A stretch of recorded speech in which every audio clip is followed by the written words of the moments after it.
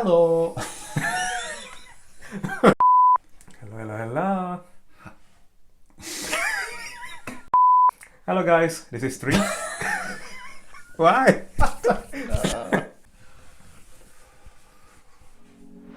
Hello guys. This is Casey and Tree, and we're going to tell you today about our experiences as first-time cruisers.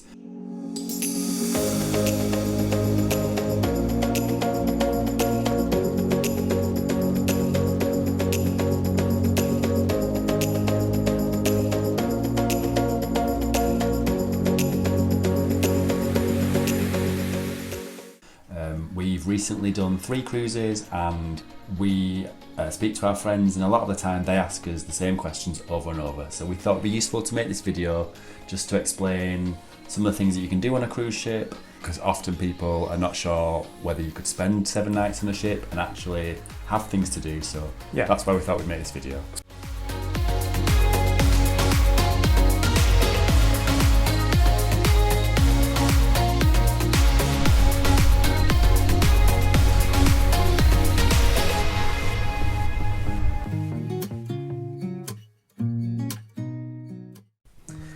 The first thing that definitely will fill up your cruise time is to go on excursion on the port days.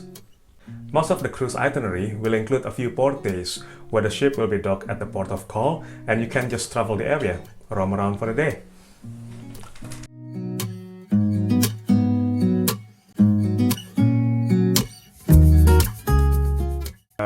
From all of our cruises that we've been, there's always at least 3 port days.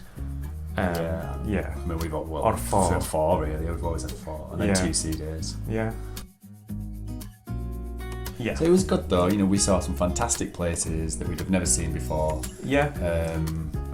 You had the choice of either taking an excursion from the cruise line, yeah, and then alternatively you can arrange your own excursion, or you can just get off the ship yourself and just roam around. Yeah, because usually the port will have like shuttle connecting the port to at least the closest town. Yeah, the closest town center.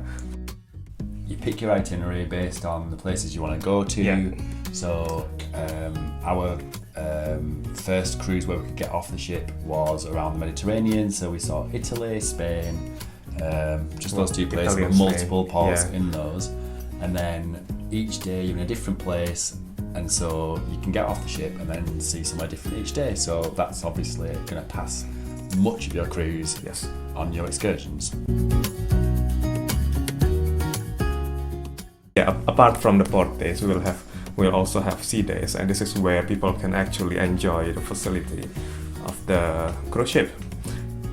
I mean, we've seen the big ships, but we've actually, the last cruise we went on, it was not as big and there's still loads to do.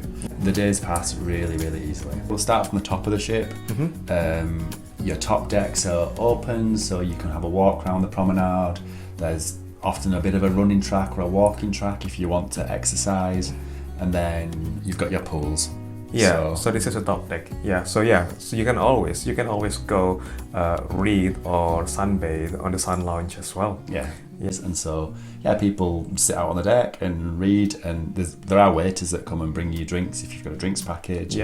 There are bars open as well. Usually in the pool there will be like pool bar. So then you have the solarium. So inside version of the same. So whirlpool, little pool, sun lounge, sun lounges, tables. So nice area. And bars. On that day when the sun is shining really bright and you can see the blue sky, if it is a bit cold outside, you still get that brightness. So it's a nice place to be, and I think all the ships we've been on have had a solarium, and that's a great place to be. I think if you like reading in the day, you can pass a few hours there. We went on the last cruise with my mum and dad, and my mum sat there, read a book for a couple of hours, no issue.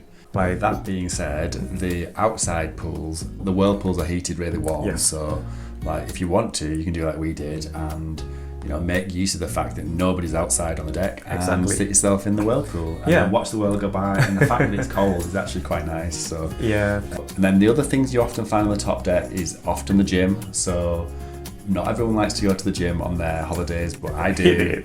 On the sea day, I think you can burn off a few extra calories. The gyms are well equipped. You don't have to travel far. You're just walking from your cabin to the gym. So they always have treadmills, bikes, sometimes rowing machines. Always got a selection of weight machines, free weights.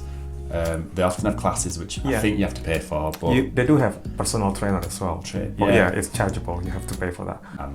And you feel great. And the view from the gym is usually awesome. Yeah. Like it was on the last shift, it was looking out over the ocean. Great view. Yeah, exactly. And that was attached to the spa. That's another thing you've got on the top deck usually. You have a spa, so you can have massage, you can have your haircut, etc. All the services will be chargeable. So yeah. So we didn't use it. No. Yeah. We need to talk about the sport decks as well. Oh yeah. Yeah, because we didn't use them. We didn't use them. But they're there. Yeah, they're there. You can play basketball, I think, and whatever else that you want to play in a basketball court, you can. And some ships have like table tennis, because I think that was in the solarium. Football? Is that what you call it? Yeah, I think so. Table football. Yeah. Then moving down the ship, then usually beneath that level you tend to have your cabins. You sort of get to deck 7, 6-ish, that's when you're in the middle of the ship, and that's when you have your next entertainment areas. Yeah. So lounges, bars, shops, casino, smoking room, theatre. So yeah, kind of working from the front to the back. You tend to have your theatre at the front, and they're big, you know. The theatre on the last ship we went to was huge. It had 2 levels, big stage, you know. Then you kind of go behind that and you'll usually have a bar, lounges, and then you have the atrium. So there's always a central atrium. Then around the atrium you've got like a coffee shop, other shops, that's where your duty frees will be. I think most of the time what we did was we go to one of the lounges, because there's always something happening in the lounges. They will always give you options on what to do. They do quizzes, they do games. Casey, where are you from? Leeds, England! 4, 3, 2, 1, time's up! And if you like to dance, they always have dance lessons, which I like to dance myself to my own rhythm, and I don't necessarily want to join an organised dance session. Yeah, it was actually, people actually do enjoy it, and then some people actually do enjoy watching it.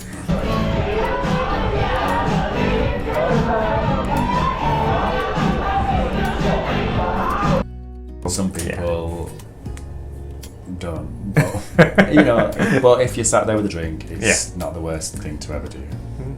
And then we always find that we look through the list of things to do and we pick out the things we want to do, and then no matter how good we are with our timings, somehow time runs away and we'll be running from one thing to the next. There's no way you could be bored because there just isn't enough time, because there was too much to do and not enough time to do it. So you kind of have to pick the things that you really want to do, and then the rest of the time just kind of go with the flow. You'll find you'll sit in a little cafe or a little bar somewhere, and time will fly, and you'll think, you know, thank goodness I didn't sign up for that quiz because actually I'm quite enjoying this drink here. So in terms of what you can see in the theatre, I'm sure many people have heard of Jane McDonald and are very aware of her beginnings on the cruise ships. So there will be some kind of shows like that where you get a singer, maybe in a cabaret style, but what we've seen on MSC and on Princess was bigger production shows. So they're doing singing, dancing, ballet, opera, acrobatics. Acrobatics, really impressive acrobatics. And then MasterChef at Sea was in the theatre. So you get a really wide variety, and the shows are very quick, 30, 45 minutes, so it doesn't take up all your night. I mean, we always went to the theatre because that's something that's, I think it's the best part of the day, activity wise. Right? You're going to get your best things on that. So expect something grand, expect something cabaret,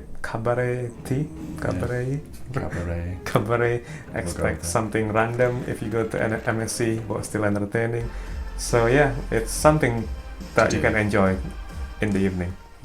After the theatre show in the evening, there's always some kind of other entertainment later into the evening, so it might be some kind of theme night, or it might be a disco, or some kind of tribute act, or we've had like X Factor type shows. Yeah. So there's some kind of evening entertainment. When we were in Grandiosa, they do have this MSC Got Talent and also MSC Factor. One of them will involve the staff, whatever talent that they have, they will showcase it to us. And it was actually a really great entertainment because the staff were actually very talented.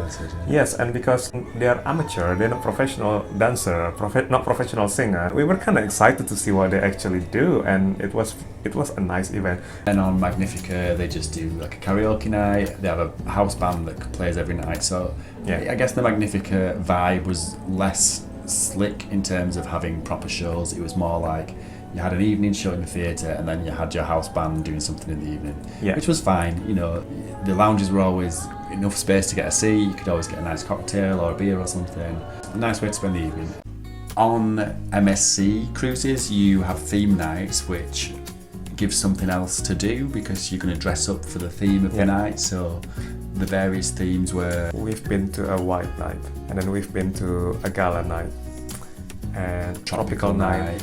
MSC is super casual, so you can join in or you can not join in. But I would say 50% of people on like the white night joined in. Yeah. On the elegant or gala night, it's like their formal night. I would say probably 75% of people dressed up somewhat fancier. That was on the deck. It was like a top deck party on Grandiosa. It was in one of the lounges on Magnifica. Yeah. But it was fun, you know, something to do. Something to do, something to dance for. Yeah. And the tropical night, that was really fun. Yeah. That was a deck party as well. Yeah. On these themed nights, they are usually the best time to take photo. If you like taking photo. That's something they do, you know. Throughout the whole cruise, there'll be people trying to take a photo, and then you'll go to an area on the ship and look at the photos, and they'll sell you a package. Yeah. I mean, they're pretty expensive. It's about €20 per photo, or a package of like 5 was €60 70. or some at €70. Yeah. But it's a professional camera, and the guy taking the photo, or the lady taking the photos, I mean... They've taken the photo like 1,000 times before in they're MSC. They're not professional photographers. Even though they're not professional they do a good photographers, job. They do a good job, yeah. I mean, it's a bit cheesy, like, you know, if you wear glasses. Like, they will direct color. They will direct you if you're shy, if you're not sure what to do. They will. So yeah. But yeah, I guess that's something that you can do when you are dressed up, and it's just nice. It's a nice memorabilia, I guess. Yeah. So yeah, once you leave those top decks with the kind of sunshine areas, you either have a buffet that's directly behind it or maybe one level beneath it, but that tends to be where your big buffet is. So the buffets are not open 24 hours, but pretty much like 20 hours of the day. Yeah. And obviously they're only closed at the back end of the, you know, the early hours when people are sleeping. So buffet is our choice to go for breakfast and lunch. Yeah. Yeah, especially on the sea days. And the food choices are actually okay. Yeah, you've got all your different things like burgers, chips at lunch, pizzas.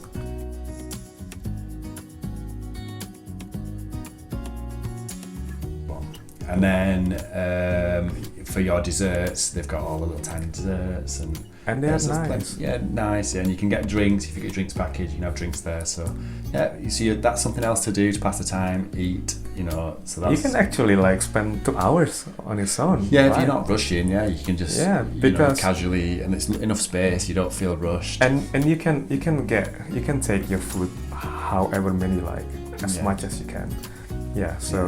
Yeah, that's a good thing to do. And then obviously you can eat in the buffet whenever you choose. There's no limit to the amount of times you go there. So if you're hungry at any time of the day, you can pop in for a snack.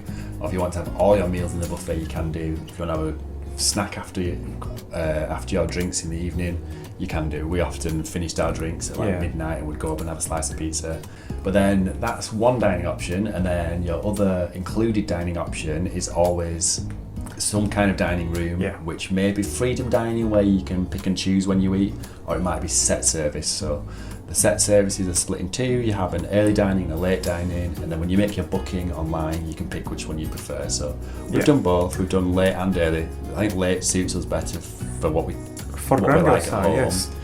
But then this last cruise, we were with my mum and dad, and they like to be early. So we've done both. Both of them work fine. If it's a set sitting, you will get an allocated table, and you'll sit at the same seat each night, and you'll have the same waiters each night. So that's really nice. They'll bring you a menu. You'll pick like you're in a restaurant. The waiters will remember what wine you like, what drinks you want. It's just a really nice experience. And then the freedom dining type cruises, which we had on Princess, you just go when you like, and then they'll see you at a table like it's a restaurant, and whoever will serve you. And the meals were always quite simple on MSC. I don't think they went for any, crazy cuisine, but they always had a tasty fish dish and simple desserts, soups, things like that, risottos. Always fine.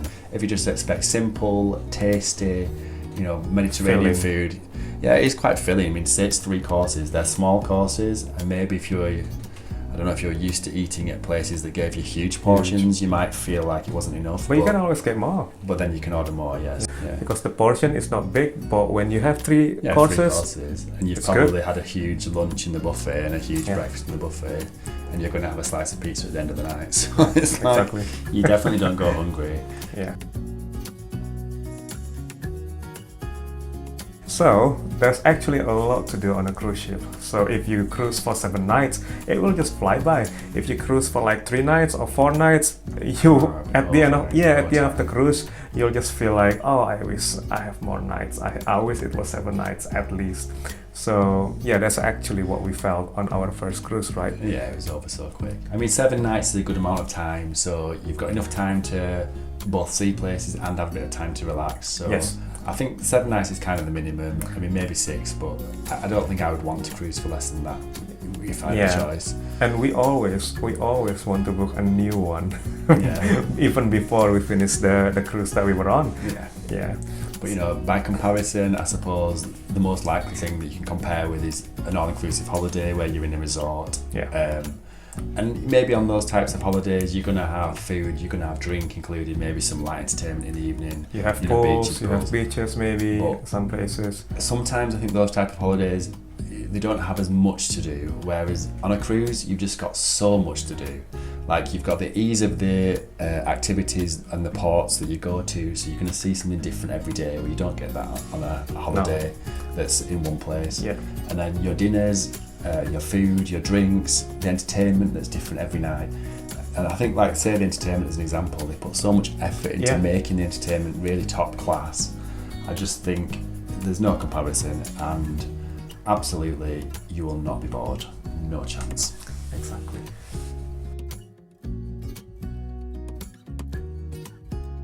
So in our next video, we're going to talk about booking a cruise, because the price that you see when you first do a search is not necessarily the price you're going to pay in the end. There's lots of extra things that you need to consider, and when you're comparing different cruise lines, there's many different parts to consider. So because this is what happened with us when we first cruised. And I think that's one of the things that prevent people from booking cruises as well, because it's not as straightforward as you book like a package holiday. So we'll go through that with you in the next video. But for now, thank you very much for watching, and we will see you again soon. Bye for now.